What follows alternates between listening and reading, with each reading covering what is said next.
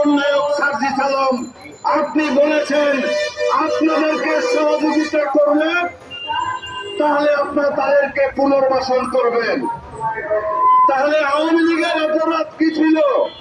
শেখ হাসিনা তো প্রশ্ন করেছিল আমাকে সরে যেতে হবে কেন, আমার অপরাধ কি?